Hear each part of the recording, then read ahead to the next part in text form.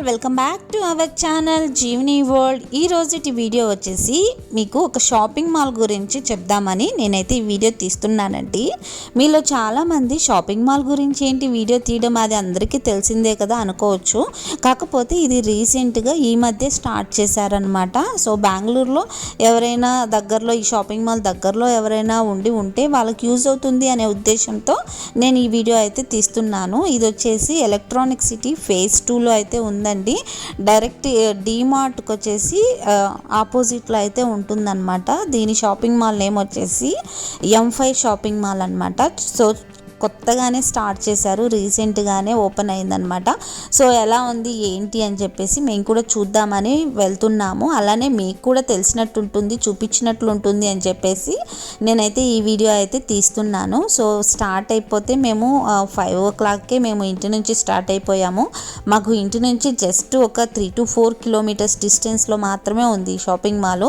So once వెళ్ళిన తర్వాత అక్కడ పార్కింగ్ ఏరియా ఉంటుందో లేదో, ఎందుకంటే రీసెంట్గానే స్టార్ట్ చేశారు కదా, ఉంటుందో లేదో అనుకున్నాము. కానీ కింద బేస్మెంట్లోకి వెళ్తే మాత్రం చాలా ఉందండి పార్కింగ్ స్పేస్.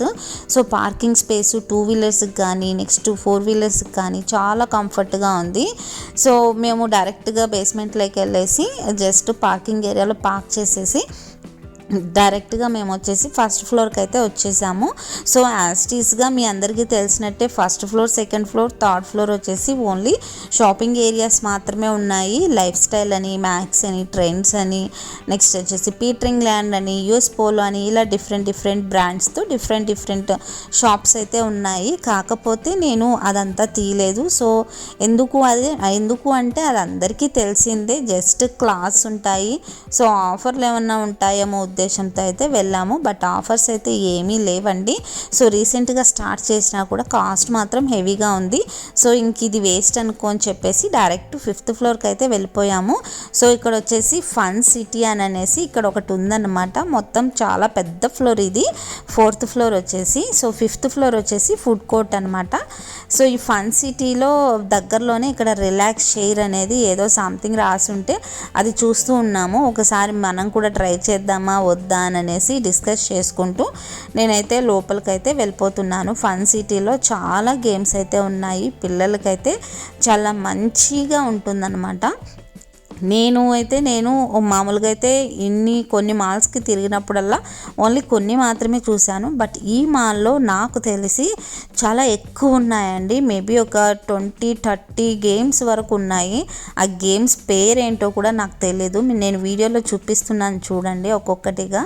సో చాలా గేమ్స్ అయితే ఉన్నాయి. సో ఆ గేమ్స్ అన్నిటినీ చూస్తూ అక్కడే పిల్లలకి తినడానికి ఏమైనా ఐస్ క్రీమ్స్ కానీ, కూల్ డ్రింక్స్ కానీ, చిప్స్ కానీ అన్నీ ఉన్నాయి. చిన్న పిల్లల కానించి బిలో 10 years వరకు కూడా ఆడుకునే ఫెసిలిటీ అయితే మనకు ఉంది అక్కడ. చాలా డిఫరెంట్ గేమ్స్ అయితే ఉన్నాయి. నాకైతే చాలా బాగా అనిపించింది. మరి ఇక్కడ బాల్స్ పడుతున్నాయి కదా, ఒక బాక్స్ లాగా ఉండి మొత్తం బెలూన్స్ లాగా పడుతున్నాయి, అది చాలా బాగుంది. నెక్స్ట్ ఎప్పుడన్నా మనం వండర్లాకి పోయినప్పుడు JNTU సంథింగ్ అలా ఇలా ఎక్కుతూ ఉంటాం కదా, దానికి సంబంధించినవి ఉన్నాయి. నెక్స్ట్ వచ్చేసి బిలో 3 years బేబీస్కి కూడా ఆడుకునేటివి చాలా బాగున్నాయి. సో ఎక్కువ స్పీడ్ ఏం తిప్పరు, ఎందుకంటే చిన్నపిల్లలు కాబట్టి చూసుకొనే వాళ్ళు తక్కువ స్పీడ్లోనే వాళ్ళు బాగా ఎంజాయ్ చేసేటట్లే చాలా బాగున్నాయి.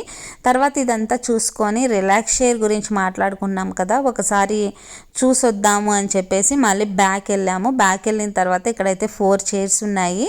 సో మా హస్బెండ్ కూడా ఒకసారి నేను కూడా ట్రై చేస్తాను, నాకు కొద్దిగా రిలీఫ్గా ఉంటుంది, కొద్దిగా బాడీ పెయిన్స్ ఉన్నట్టున్నాయి, చేపించుకుంటాను అంటే సరే వెళ్ళు ఒకసారి ట్రై చెయ్యి, ఎలా ఉంటుందో ఆ ఫీలింగ్ కూడా ఒకసారి నీకు కొద్దిగా బాగుంటుంది అని చెప్పేసి చెప్పాను. సో తను కూడా వెళ్ళాడు. వెళ్ళిన తర్వాత వాళ్ళు జస్ట్ ఆ చైర్లో కూర్చోమన్నారు. దానికంటూ కొన్ని రేట్స్ అనేటివి ఉన్నాయండి. Only 10 minutes just body relaxing కోసం అయితే 150. సో అదర్ దాన్ దట్ అయితే ఇంకా కొద్దిగా ఎక్కువ పెయిన్స్ ఎక్కువసేపు అయితే మాత్రం దానికి సంబంధించి 250, 300 అలా ఉన్నాయి. సో ఫస్ట్ అయితే ఇక్కడ స్క్రీన్లో కనిపిస్తుంది చూసారా మీకు, ఆ స్క్రీన్లో ఏ విధంగా అయితే బాడీ మూమెంట్స్ ఉన్నాయో అదేవిధంగా మనం ఆ చైర్లో కూర్చున్న వెంటనే మనకు బాడీలో ఆ డిఫరెన్స్ అనేటివి తెలుస్తూ ఉంటాయి.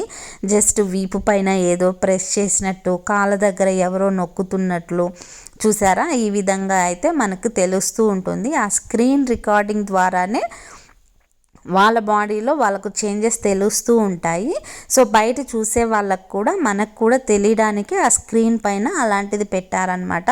సో వన్స్ ఒకసారి మా ఆయన అయితే కూర్చుంటూనే చూడండి ఆయన ఎక్స్ప్రెషన్స్ ఒక్కోసారి అది బ్యాక్ కొద్దిగా ప్రెస్ చేస్తూ ఉంటుంది కదా, ఏదో అయిపోతుంది నాకు సంథింగ్ అన్నట్లు ఒక్కొక్కసారి ఎక్స్ప్రెషన్స్ పెడుతున్నాడు. తర్వాత నన్ను చూసేసి ఏం లేదు, everything is okay, no problem అని చెప్తూ ఉన్నాడు. కానీ ఒక్కొక్కసారి ఒక 5 మినిట్స్కి ఒకసారి ఆ చైర్ మొత్తం కొద్దిగా షేక్ అయినట్లు ఉంటుంది, ఒకసారి ఏదో కాళ్ళ దగ్గర ప్రెస్ చేసినట్లు ఉంటుంది, కొద్దిగా మెడల్ దగ్గర ప్రెస్ చేసినట్లు ఉంటుంది. ఆ ఫీలింగ్ మనం చెప్పే వాళ్ళకంటే వాళ్ళు ఎక్స్పీరియన్స్ అయిన వాళ్ళకైతే చాలా బాగా తెలుస్తుంది. బట్ నేనైతే దూరం నుంచి చూసి ఆ చైర్ అనేది షేక్ అయిపోయినప్పుడు సంథింగ్ ఏదో చేస్తున్నారు, అనవసరంగా కూర్చున్నామేమో, ఎందుకు వెళ్ళాం దేవుడా అని అనిపించింది. కాకపోతే తను వచ్చిన తర్వాత చెప్పాడు, చాలా బాగుంది, చాలా రిలాక్సింగ్గా ఉంది. ఎక్కువ టైర్డ్ అయినప్పుడు, లేదంటే మనం Monday to Friday heavy works అన్నీ డ్యూటీలని చేస్తూ ఉంటాం కదా, సాటర్డే సండే వీకెండ్స్లో ఇలాంటి రిలాక్సింగ్ చైర్లో కూర్చొని ఒక 10 మినిట్స్ ఈ రిలాక్స్ అయినా కూడా అది కథ వేరే ఉంటుంది అని చాలా మంచిగా ఫీడ్బ్యాక్ ఇచ్చారు. నేనైతే అతను కూర్చున్న 10 మినిట్స్ మాత్రం నాకు కొద్ది భయంగానే ఉండింది. అందువల్ల నా మైండ్ని డైవర్ట్ చేయడానికి ఈ పక్క కొద్దిగా ఈ రైల్ లాగా చిన్నపిల్లల గేమ్స్ లాగా ఉంటే అవి క్యాప్చర్ చేసుకుంటూ ఆ షాపింగ్స్ చూసుకుంటూ చిన్న చిన్న కమ్మలు, రింగులు, నెక్స్ట్ వచ్చేసి బ్యాంగిల్స్ ఇవన్నీ ఉంటే అవన్నీ చూసుకుంటూ నేనైతే వాటిని చూస్తూ ఉండిపోయాను. ఈలోపు మా హస్బెండ్ ఫేస్ చూడాలంటే నాకే భయం వేసింది. మేబీ అతనికి ఏం ఫీలింగ్స్ లేవు, అతను కంఫర్ట్గానే ఉన్నాడు. నాకే కొద్దిగా కొత్తగా ట్రై చేస్తున్నాం కదా, ఏమవుతుందో ఏమో అని నా టెన్షన్లో నేనుండి వీటిని అన్నిటినీ చూసుకుంటూ నా మైండ్ వచ్చేసి కాసేపు వదిలేశాను. తర్వాత తను వచ్చేసారు. సో ఫుల్గా ఆకలేస్తుంది, అందువల్ల పైకి వెళ్ళేసి లాస్ట్ ఫ్లోర్ అనమాట ఇది, ఫుడ్ కోర్ట్కనే వచ్చేసాము. సో మేము వెళ్ళింది వచ్చేసి సాటర్డే వెళ్ళాము. సో కాబట్టి మేము ఏమీ నాన్ వెజ్ అయితే తినం కాబట్టి ఫస్ట్ ఏం తిందామా అని డిసైడ్ అవ్వి తర్వాత వచ్చేసి పిజ్జాకి అనేది డిసైడ్ అయ్యాము. సో పిజ్జా అనేది తీసుకోవాలి అంటే కూడా అక్కడ కూడా డిఫరెంట్ ప్రైజులు ఉన్నాయి. సో ఫైనల్గా అయితే లార్జ్ పిజ్జా తీసుకున్నాము. ఆ రోజైతే ఆ లార్జ్ పిజ్జా తీసుకుంటే 25% డిస్కౌంట్ అనేది ఉంది. ఒకసారి ట్రై చేద్దాం. పిజ్జా నాకు ఇష్టమే, బట్ మా హస్బెండ్కి ఇష్టం ఉండదు, బట్ నాకు ఇష్టం అని చెప్పేసి లార్జ్ పిజ్జానే తీసుకున్నాడు. సో ఒక ఆర్డర్ ఇచ్చిన ఒక 20 మినిట్స్కి అయితే పిజ్జా వచ్చింది. కొద్దిగా స్పేస్ కూడా మాకు కనపడలేదు. ఒక 10 మినిట్స్ వెయిట్ చేస్తే ఒక దగ్గర స్పేస్ కనపడింది. అమ్మయ్య అని పోయి కూర్చొని వెంటనే నేనైతే పిజ్జా తిని చాలా డేస్ అయిపోయింది, అందువల్ల ఓపెన్ చేశాను. చూడండి ఎంత పెద్ద పిజ్జానో. మా హస్బెండ్ దీన్ని చూసి ఇంత తినగలుగుతామా అసలు, అనవసరంగా తీసుకున్నాము అన్నాడు. కానీ నేను తింటాను, నో ప్రాబ్లం అని చెప్పాను. చూడండి ఎంత బాగుందో పిజ్జా, మొత్తం చీజ్ వేసేసి చాలా బాగుంది టేస్ట్ అయితే. జస్ట్ బేసిక్ వెజిటేబుల్ పిజ్జానే తీసుకున్నాము. నేనైతే తింటూ ఉంటే మా హస్బెండ్ ఎలా ఉంది అని అడుగుతున్నారు, చాలా బాగుందన్నాను. తర్వాత మా హస్బెండ్కి నార్మల్గానే తనకి పిజ్జా అనేది ఇష్టం ఉండదు, బట్ నా బలవంతాన తింటున్నాడు. తిన్నా కూడా నీకు ఇష్టమే కదా, నాకు ఓకే, నాకు బాగా నచ్చింది అని చెప్పేసి తను కూడా తినడం స్టార్ట్ చేశాడనమాట. సో ఎట్టకేలకైతే మాకు ఫుల్ స్టమక్ అయితే నిండిపోయింది పిజ్జాతో. తర్వాత ఇంటికి వచ్చినా కూడా మాకేం తినాలని కూడా బుద్ధి పుట్టలేదు. సో లాస్ట్ పీస్ ఉంటే అది కూడా నాకే ఇచ్చేసాడు, నీకు ఇష్టం కదా నువ్వే తిను అని చెప్పేసి. సో ఈ విధంగా ఎంజాయ్ చేసేసి షాపింగ్ మాల్ నుంచి మేమైతే తర్వాత రిటర్న్ అనేది వచ్చేసాము. బట్ ఇంత పిజ్జా తిన్న తర్వాత మళ్ళీ అన్నం తినాలని నాకైతే అనిపించలేదు. సో ఆ రోజు నైట్ కూడా ఏమీ తినకుండా జస్ట్ ఆ పిజ్జాతోనే నాకు స్టమక్ ఫుల్ అయిపోయింది అని చెప్పేసి అలాగే ఉండిపోయాము. సో వన్స్ పిజ్జా తినేసి బయలుదేరి మళ్ళీ మా వెహికల్ దగ్గరకు వచ్చేసి ఎక్కడుంది ఆ వెహికల్ అనేది నాకు గుర్తే లేదు, ఎందుకంటే అంత పెద్ద ఏరియా ఉంది అక్కడ, పార్కింగ్ ఏరియా. మా హస్బెండ్కి అన్నీ బాగా గుర్తుంటాయి. తను వెళ్ళేసి బైక్ని వచ్చేసి తీసుకొని డైరెక్ట్ అయితే ఇంటికి పోవడం జరిగింది. సో మేము వెళ్ళేసరికి కొద్దిగా రాత్రి అయిందన్నమాట.